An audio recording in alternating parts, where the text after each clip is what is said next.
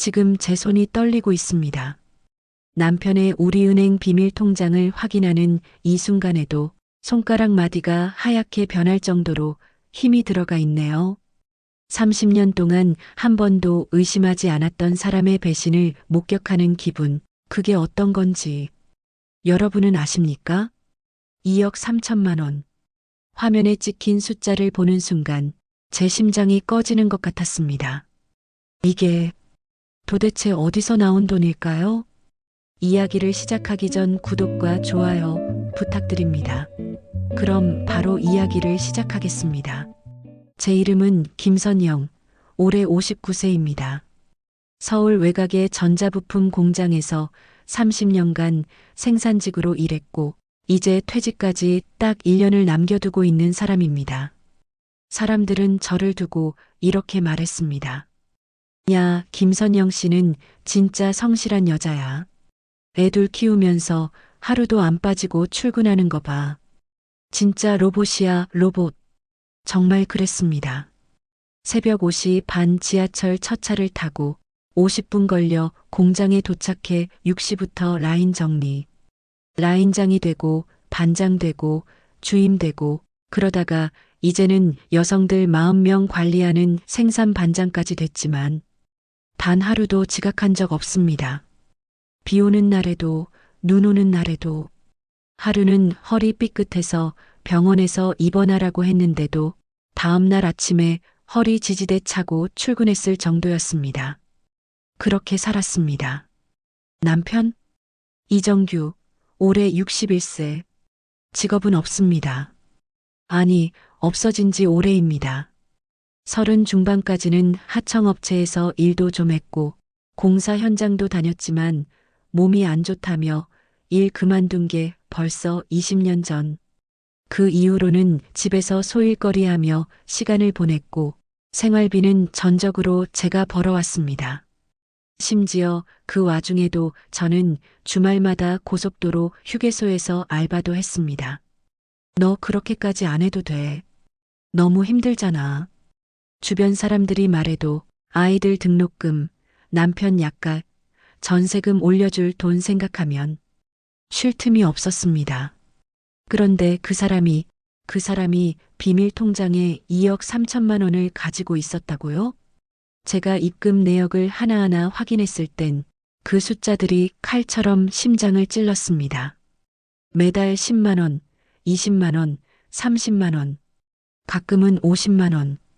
이건 내가 힘들게 일해서 번 돈에서 조금씩 떼어준 생활비였잖아. 남편은 제가 준 생활비를 그렇게 조금씩 빼돌려서 30년 동안 비자금을 모은 겁니다. 심지어 그날도 그랬습니다. 나 엄마 위독하대. 고향 좀 다녀올게. 그날도 통장에 찍힌 50만 원 입금 내역. 그 순간부터 모든 게 달라 보이기 시작했습니다. 아침 4시 반. 알람이 울리기도 전에 습관처럼 눈이 떠졌습니다. 옆에는 남편이 이불 속에서 코를 골며 자고 있었습니다. 깊은 잠이었죠. 어쩌면 그 사람 인생에서 가장 편한 30년이 아니었을까 싶네요. 저는 조용히 일어나 찬물로 세수하고 가끔은 전날 싸둔 도시락을 챙기고 대부분은 편의점 김밥이나 컵라면으로 점심을 때우며 살아왔습니다. 전자부품 조립 라인에서 하루 10시간 서서 일하고 비 오는 날이면 미끄러운 공장 바닥에서 허리를 굽히며 부품을 꺼내고 조립하고 나사 조이고 가끔 고무장갑 사이로 물이 들어와 손끝이 불어도 그냥 오늘만 참자하며 버텼습니다. 퇴근은 늘 밤 10시. 아이들 학교 행사 있을 때나 반차를 내고 갔지 제대로 된 휴가 한번 써본 적이 없었습니다. 중학교 영어 캠프 보낸 것도 고3 아들 수능 끝나고 준 노트북도 다 제가 번 돈으로 마련한 거였죠. 그 돈을 벌기 위해 저는 자신의 건강과 시간을 내던지며 살아왔습니다. 선영아, 이번에 휴게소에서 명절 알바 있대. 명절 수당 붙으면 꽤 될걸. 그래서 저는 설날에도 추석에도 고속도로 휴게소에서 김밥 싸고 음료수 정리하며 일했습니다. 그렇게 번 돈으로 남편 약값 내고 아이들 옷 사주고 장바구니는 매번 제 손에 들려 있었습니다. 그런데 그 남자가 제 뒤에서 30년간 비밀 통장을 만들어 매달 제 생활비를 빼돌려 부동산을 사고 비자금을 만들고 심지어 필요하면 이혼도 고려라는 메모까지 적어놨다니 처음엔 믿기지 않았습니다. 이게 혹시 뭔가 잘못된 정보 아닐까? 내가 본 통장이 남편 이름이랑 같은 동명이인 건 아닐까? 하지만 통장 주의사항 란에 적힌 생년월일은 분명 1964년 3월 17일 남편 이정규 그 사람의 생일과 정확히 일치했습니다. 이건 실수가 아니었습니다. 그저 제가 몰랐던 사실, 그리고 그 사람이 철저하게 숨겨온 진실이었습니다. 그날 저녁 남편은 언제나처럼 거실 소파에 누워 리모컨을 돌리며 말했죠. 밥은? 오늘은 반찬 없냐? 저는 아무 말 없이 부엌에서 데워둔 된장찌개와 김치 한 접시를 상에 올렸습니다. 된장찌개 또야? 좀 색다른 거 없냐? 그 말의 순간 뺨을 후려치고 싶은 충동이 들었습니다. 그때는 참았죠. 왜냐면 이제 시작이었으니까요. 그날 밤 남편이 잠들고 난 뒤 저는 조용히 스마트폰을 꺼내 처음으로 이혼 변호사라는 단어를 검색했습니다. 강남 이혼 전문 변호사, 배우자의 재산 은닉 대응 방법, 전업주부와 무직 남편의 재산 분할 사례. 하나하나 검색하며 제 머릿속에 퍼즐이 맞춰지기 시작했습니다. 그리고 저는 결심했습니다. 더 이상 이렇게 살아선 안 된다. 나는 기계가 아니니까. 일주일 뒤 저는 서울 서초구의 한법률사무소에 있었습니다. 깔끔한 양복을 입은 50대 남성 변호사가 조용한 목소리로 말했죠. 김선영 씨, 지금 상황이 꽤 심각하네요. 남편분이 벌어들인 수입이 없었다면 30년간 형성된 재산의 대부분은 선영 씨 소득에서 발생한 겁니다. 하지만 안타깝게도 명의는 매우 중요한 요소입니다. 저는 숨을 들이마시며 대답했습니다. 네, 그래서 제가 지금 움직이려고요. 퇴직 전에 최대한의 준비를 해두고 싶습니다. 이 사람이 언젠가 이혼을 꺼내기 전에 먼저 선수를 쳐야겠어요. 변호사는 고개를 끄덕이며 노트북을 열었습니다. 그럼 이렇게 하시죠. 첫째, 남편의 자산 관련 모든 증거 확보. 둘째, 급여 이체 계좌 변경. 셋째, 퇴직금 운용 방식 재정비. 넷째, 아들과 동생에게 일부 자산 이전. 다섯째, 합법적 범위 내에서의 재산 분할 방어 방안 수립. 저는 수첩에 그 내용을 옮겨 적으며 말했습니다. 저는 이 사람에게 속아 30년을 버텼습니다. 하지만 앞으로의 인생은 절대 그 사람 손에 휘둘리지 않을 겁니다. 그날 이후 저는 매일 퇴근 후 동네 신협, 국민은행, 우리은행을 돌아다니며 제 이름으로 된 모든 예금을 정리하기 시작했습니다. 공장에서 받은 상여금 일부를 아들 민수의 통장으로 이체했고 예전에 틈틈이 모아둔 적금들도 모두 해지했습니다.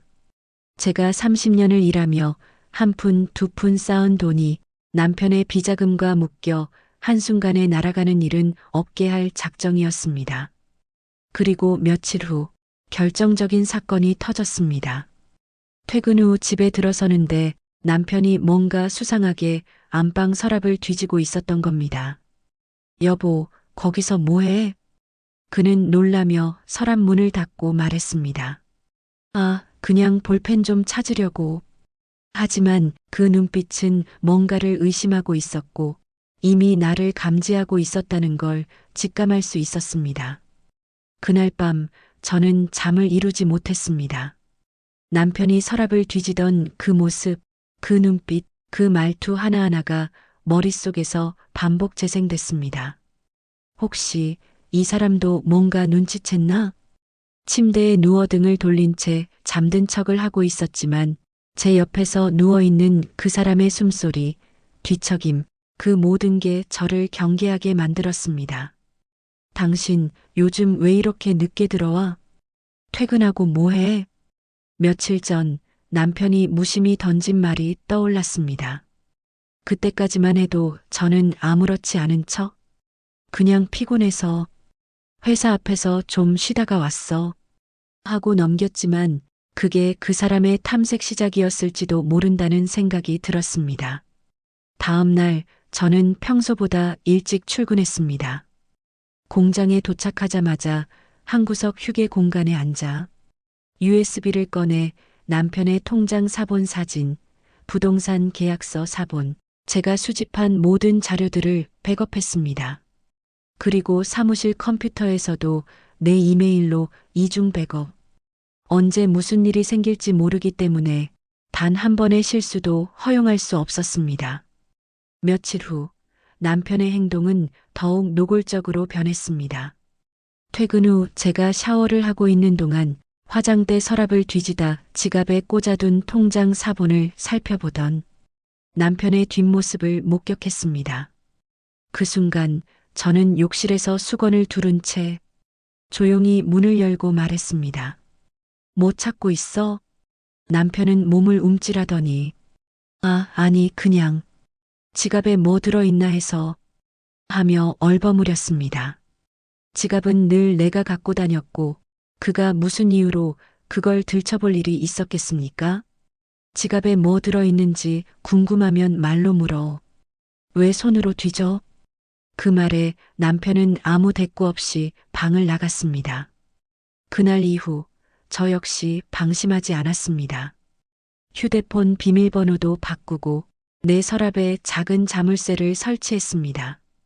6월 중순 드디어 퇴직일이 다가왔습니다.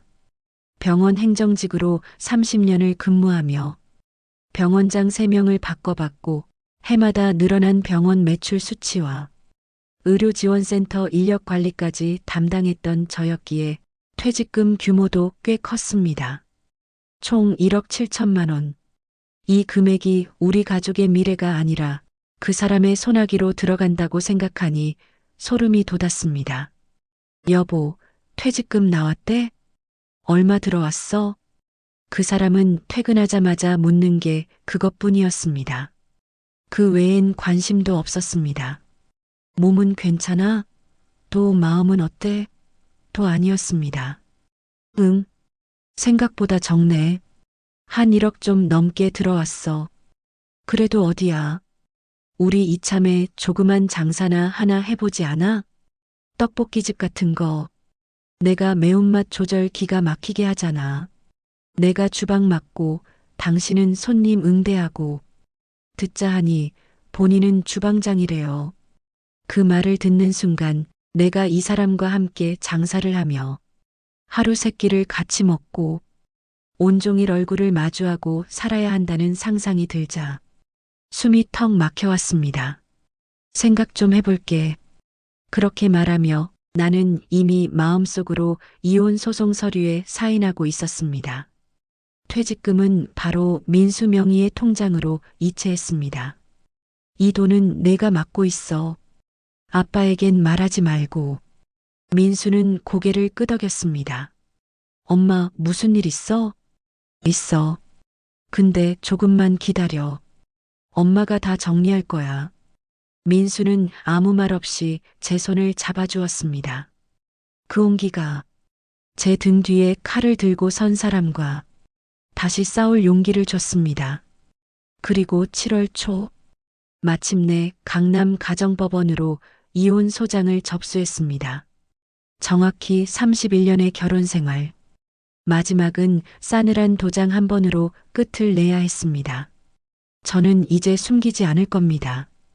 다 털어놓고 내 인생을 되찾을 겁니다. 8월 3일 소송장이 남편에게 도착한 날이었습니다. 저녁 8시 평소보다 빨리 퇴근한 그는 현관문을 열자마자 말했습니다. 이게 뭐야? 당신 진짜 이혼하자는 거야? 거실 한복판에서 그는 서류를 흔들고 있었습니다. 붉어진 얼굴과 날카롭게 일그러진 눈매, 분노로 가득 찬 그 표정이 오히려 저를 더 차분하게 만들었습니다. 응, 이혼할 거야. 제 대답은 짧고 단호했습니다. 그는 소리쳤습니다. 왜? 이유가 뭔데? 내가 뭘 그렇게 잘못했는데 30년을 같이 살아온 부부한테 이게 할 짓이냐고.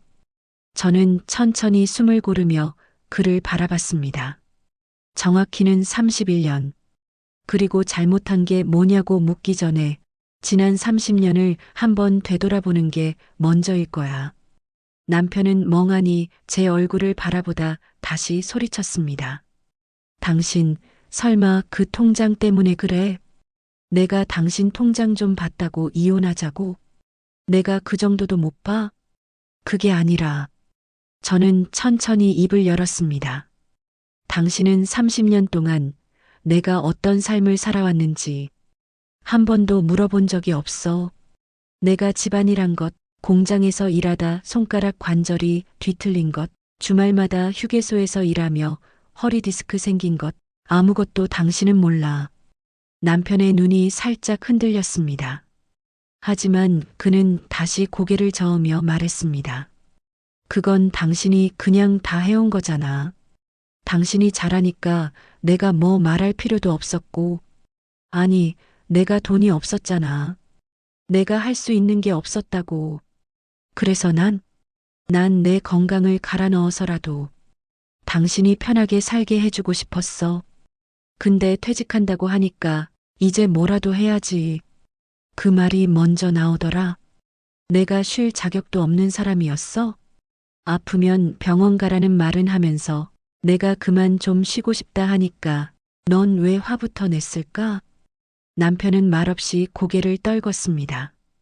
그 사이 주방에서 전자레인지가 B- 소리를 냈고 저는 그 소리에 맞춰 일어나 말했습니다.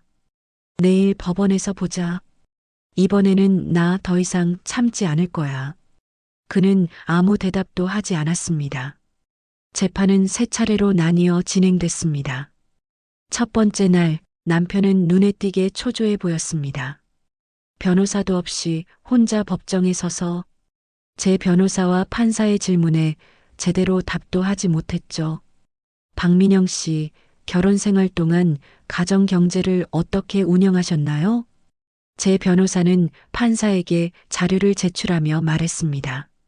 의뢰인은 30년 동안 공장 생산직 근무를 하며 퇴직금 1억 7천, 각종 적금과 부동산까지 모든 재산을 형성해 왔습니다. 반면 남편은 30년 동안 무직이었고 생활비 또한 배우자가 전적으로 감당해 왔습니다.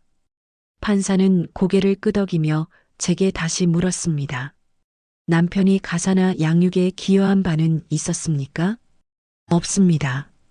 아이들 공부나 병원 예약, 아르바이트비 계산까지 전부 제가 했습니다. 남편은 그제야 입을 열었습니다. 나도 노력했어요. 아예 안 한 건 아니에요. 애들 데리고 PC방도 갔고 마트에 장도 몇 번 보러 갔다고요. 순간 판사도 제 변호사도 말없이 고개를 숙였습니다. 그게 지금 자신의 역할을 변호하는 최선이었단 말인가요? 두 번째 재판날 남편은 변호사를 대동했습니다.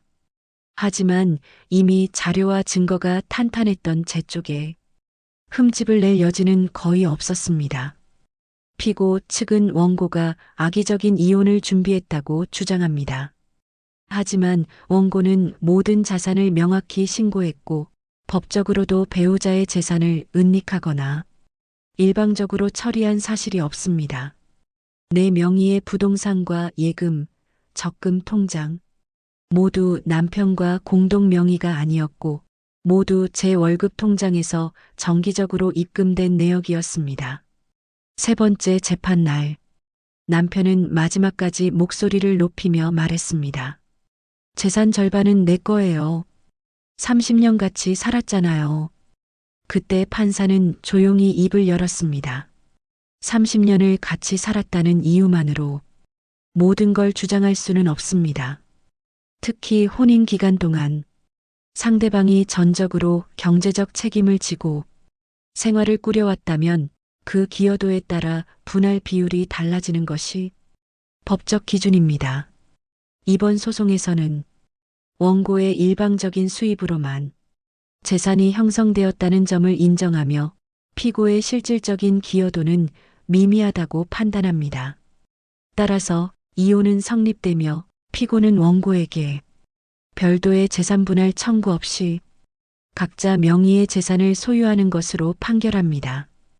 그 말이 떨어지자 남편의 표정이 하얗게 굳었습니다. 제가 숨겨둔 것도 없고 가져간 것도 없는 결혼의 마지막. 그 사람은 결국 빈손으로 법정을 나섰습니다.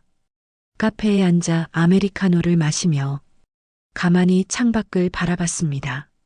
무표정했던 제 얼굴에 문득 조용한 미소가 번졌습니다. 복수가 아니라 회복. 이건 누군가에게 뺏긴 내 인생을 다시 내 손으로 가져온 이야기였습니다. 퇴근 후 혼자 들어선 집안은 이상하리만치 조용했습니다. 30년을 함께 살아온 공간인데도 그날은 처음으로 진짜 나만의 공간처럼 느껴졌습니다. TV도 꺼진 채 거실은 정적에 잠겨 있었고 부엌의 조리대에는 제가 어제 아침에 내려놓은 머그잔이 그대로 놓여 있었습니다. 문득 눈물이 핑 돌았습니다. 외로움 때문은 아니었습니다. 모든 걸 혼자 감당해야 한다는 두려움도 아니었습니다. 그저 해방감. 이제는 누구의 기분을 살피지 않아도 된다는 해방감이 가슴 깊숙이 밀려오고 있었던 겁니다. 거실 소파에 앉아 깊게 숨을 들이마셨습니다. 혼자서도 얼마든지 잘 지낼 수 있다는 자신감이 서서히 제 마음속에 자리를 잡기 시작했습니다. 이제 진짜 시작이구나. 다음 날 아침, 햇살이 베란다를 타고 거실로 스며들었습니다. 커튼을 열자 쏟아지는 빛이 방 안을 환하게 비추었고 그 아래 저는 커피를 내렸습니다. 혼자 마시는 아침 커피는 이상하게도 더 진하고 더 따뜻하게 느껴졌습니다. 남편의 잔을 챙기지 않아도 되고 그의 눈치를 보며 말문을 닫을 이유도 없는 진짜 평화의 시간이었습니다. 퇴직을 앞두고 있던 그 무렵 회사에서는 제 공로를 인정해 정년퇴직 이전 명예퇴직 보너스를 제안했습니다. 30년 동안 진짜 고생 많으셨어요, 과장님. 이거라도 받으시고 조금은 편히 쉬셔야죠. 같이 일했던 김 대리의 인사에 처음으로 저는 동료들 앞에서 눈물을 보였습니다. 눈물이란 게 꼭 슬퍼서만 나는 건 아니라는 걸 그때 처음 알았습니다. 집으로 돌아오는 길, 버스 창밖에 흐르는 도시의 풍경이 왠지 오늘은 전부 새로운 세상처럼 보였습니다. 그토록 익숙했던 건물들과 간판들조차도 이제는 제게 다른 의미로 다가왔습니다. 다시 시작할 수 있다. 다르게 살아도 괜찮다. 며칠 후 아들 준혁이 저를 찾아왔습니다. 사실 아들은 재판에 대해 잘 몰랐습니다. 저는 그에게 끝까지 알리지 않았고 전 남편 역시 연락을 하지 않았습니다. 엄마, 이제 혼자 살게 된 거예요? 준혁이는 조심스럽게 물었습니다. 응. 근데 엄마는 지금이 제일 편한 것 같아. 외롭지 않아요? 잠시 망설였지만 저는 솔직하게 대답했습니다. 조금은 외롭지. 근데 그 외로움이 누군가 옆에 있는데도 마음은 혼자인 것보다 훨씬 낫더라. 준혁은 말없이 고개를 끄덕였습니다. 그 표정에는 이해보다는 걱정이 묻어 있었습니다. 하지만 저는 그런 아들이 고마웠고 이제야 그 아이에게 제대로 된 엄마의 모습을 보여주고 있다는 생각도 들었습니다. 며칠 후 저는 짐을 정리하기 시작했습니다. 집은 남편 명의였지만 판결 이후 그는 집을 처분하지도 다시 들어오지도 않았습니다. 당분간은 마음 편히 지내세요. 제가 월세 이야기 나오면 다시 연락드릴게요. 중개인의 말에 저는 고개를 끄덕이고 가벼운 이불 하나와 옷까지 몇 벌만 남겨두었습니다. 남편이 남기고 간 옷과 물건들은 큰 종량제 봉투에 하나하나 담았습니다. 버리면서도 속이 시원하진 않았습니다. 다만 더 이상 필요하지 않다는 사실만이 저를 움직이게 했습니다. 이혼 후 첫 월급날 저는 스스로에게 작은 선물을 했습니다. 백화점 1층 화장품 코너에서 기초 세트 하나와 립스틱을 샀습니다. 직원은 제게 물었습니다. 고객님, 특별한 날이세요? 저는 조금 웃으며 대답했습니다. 이제부터 매일이 특별한 날이에요. 그날 저녁 거울 앞에 앉아 립스틱을 바르며 생각했습니다. 이제는 누구를 위해 사는 게 아니라 내 자신을 위해 살아야 할 시간. 병원에서도 제 퇴직 이야기를 듣고 한 간호사가 물었습니다. 과장님, 이제 뭐 하실 거예요?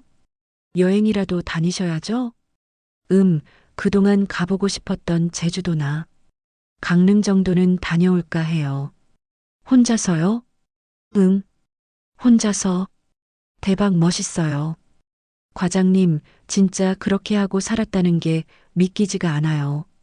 어떻게 그렇게 살았어요? 그 질문은 단순한 감탄이 아니라 정말 진심 어린 놀라움이 담긴 물음이었습니다. 저는 대답하지 못했습니다.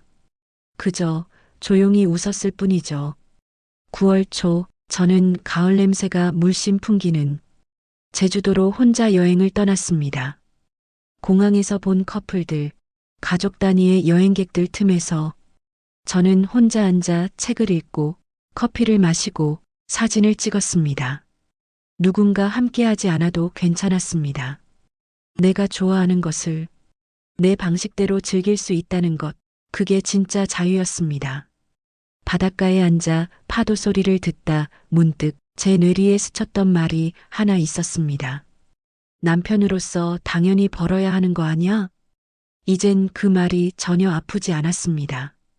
이제 그 말은 제게 슬픔이 아닌 교훈이 되었고 저는 그것을 가슴에 새기며 살아가기로 결심했습니다. 가을이 깊어질 무렵 저는 집 근처 노인복지센터에서 하는 사진 동호회에 가입하게 되었습니다. 제 취미라고는 몇 장의 꽃사진 찍는 게 전부였지만 이곳 사람들과 함께 카메라를 들고 나서자 세상이 전혀 다른 풍경으로 다가왔습니다. 과장님, 이 사진 구도가 진짜 좋아요. 전문가 같으세요. 옆자리에 70대 김 여사님이 제 사진을 들여다보며 말씀하셨습니다. 과장이란 호칭은 여전히 따라다녔지만 그 속에 담긴 존중이 싫지만은 않았습니다. 이런 작은 모임에서조차 저는 다시 사람들과 어울릴 수 있다는 걸 배웠고 혼자가 된 이후 처음으로 내 사람들이라는 감정을 느끼기 시작했습니다. 사진을 찍으면서 제일 좋아하는 피사체는 아이들이었습니다. 놀이터에서 뛰어노는 아이들, 자전거를 타고 지나는 아이들, 그리고 엄마 손을 잡고 편의점에 들어가는 아이들. 그들의 얼굴에서 제가 놓쳐온 삶의 희망 같은 것을 보곤 했습니다. 언젠가 한 아이가 이렇게 말했습니다. 아줌마, 이 사진 저 주세요. 제 얼굴 너무 잘 나왔어요. 그 말에 웃음이 터졌고 그 아이에게 현상한 사진을 액자에 담아 선물하기도 했습니다. 이혼하고 1년쯤 지나자 그동안 일했던 병원에서 전화가 왔습니다. 과장님, 혹시 파트타임으로 다시 오실 생각 없으세요? 새로운 행정팀장이 일 처리가 너무 느려서요. 잠시 고민했습니다. 다시 병원으로 돌아가는 건 과거의 제 모습으로 되돌아가는 느낌이 들었기 때문입니다. 하지만 한편으로는 30년 넘게 쌓아온 제 경험을 그대로 버리긴 아깝다는 생각도 들었습니다. 그래서 저는 일주일에 이틀, 수요일과 금요일만 병원으로 출근하기로 했습니다. 그런데 다시 가보니 그 익숙했던 복도도 사무실의 책상도 모든 것이 조금 낯설었습니다. 하지만 전 그 낯설미 싫지 않았습니다. 이젠 누가 시켜서가 아니라 제가 선택해서 나온 일터였기 때문이었습니다. 동료들이 제게 물었습니다. 요즘 잘 지내세요? 혼자 사는 건 어때요? 생각보다 괜찮아요. 혼자 있는 게 외로울 줄 알았는데 의외로 조용한 집이 제일 좋더라고요. 진짜 멋있으세요. 그런 선택을 하시다니 쉽지 않았을 텐데. 사람들은 저를 보며 용기 있는 사람이라고 말했습니다. 하지만 저는 용기보다도 살아야 했기 때문에 그렇게 한 것뿐이었습니다. 다른 선택이 없었던 게 아니라 제 삶에서 처음으로 내가 중심인 삶을 선택한 것이었으니까요. 그러던 어느 날 저는 우연히 전 남편을 마주쳤습니다. 한강공원을 걷다 우연히 그와 스쳐 지나간 겁니다. 그는 여전히 구두를 신고 양복을 다려입은 단정한 모습이었지만 예전보다 체중이 빠지고 등이 살짝 굽은 것 같았습니다. 미경 씨? 그가 먼저 말을 걸었습니다. 저는 잠시 멈춰섰지만 곧 조용히 고개를 끄덕였습니다. 오랜만이에요. 잘 지냈어요? 그럭저럭. 짧은 대답이 오갔고 서로의 눈빛이 조심스럽게 부딪혔습니다. 그가 갑자기 말했습니다. 그때 내가 너무했지. 저는 아무 말 없이 바라만 봤습니다. 그의 눈엔 후회가 담겨 있었지만 그게 진심인지 혹은 외로움에 따른 감정인지 이제는 분간하고 싶지도 않았습니다. 미안했어. 그땐 진짜 몰랐어. 그게 그렇게까지 힘든 건지. 이제야 알겠어요? 그는 조용히 고개를 끄덕였습니다. 그리고 혹시 다시 친구로 지낼 순 없을까? 그 말에 저는 웃음이 났습니다. 냉소가 아니라 진짜 웃음이었습니다. 늦었죠. 이제 난 너무 멀리 와버렸거든요. 그는 더 이상 말을 잇지 않았고 저는 그에게 작별 인사를 건넸습니다. 잘 지내세요. 진심으로. 그리고 저는 다시 걸음을 옮겼습니다. 한강의 바람이 살짝 불었고 제 얼굴을 스치는 그 바람이 참 따뜻하다고 느껴졌습니다. 11월 사진 동호회에서 작은 전시회를 열게 되었습니다.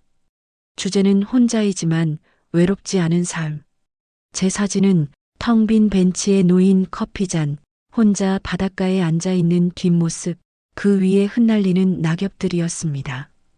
사람들은 제 사진 앞에서 오래 머물렀고 한 중년 여성이 제게 다가와 말했습니다. 이 사진 왠지 위로가 되네요. 지금 저도 같은 상황이거든요. 그 말을 듣고 저는 처음으로 깨달았습니다. 나의 경험이 누군가에게 힘이 될 수 있다면 그 자체로 살아온 이유가 되는구나. 사진 전시회를 마치고 돌아오는 길, 버스 안에서 저는 조용히 눈을 감았습니다. 카메라 가방이 어깨에 묵직하게 걸려 있었지만 그 무게조차도 어쩐지 따뜻하게 느껴졌습니다. 창밖으로 스치는 서울의 밤거리는 여전히 바쁘게 흘러가고 있었고 그 속에서 저는 아주 천천히 그리고 묵묵하게 내 삶을 살아가는 하나의 존재로 그저 조용히 앉아 있었습니다. 정미경님, 전시회 사진 너무 감동이었어요. 혹시 책으로도 낼 생각 있으세요? 사진 동호회 회장이 건넨 한마디였습니다. 순간 저는 멍해졌습니다. 책이라니 나 같은 사람이? 하지만 그 말이 계속 마음에 남았습니다. 퇴직 후 2년, 이혼한 지는 1년 반, 이제는 나도 뭔가 새로 시작해도 되지 않을까. 그날 밤 책상 앞에 앉아 천천히 키보드를 두드리기 시작했습니다. 제목은 정하지 않았지만 첫 문장은 이렇게 시작됐습니다. 나는 누구의 아내도 누구의 엄마도 아닌 이름 석자 정미경입니다. 처음엔 몇 줄 쓰는 것도 힘들었지만 글이 점점 길어질수록 마음이 편안해졌습니다.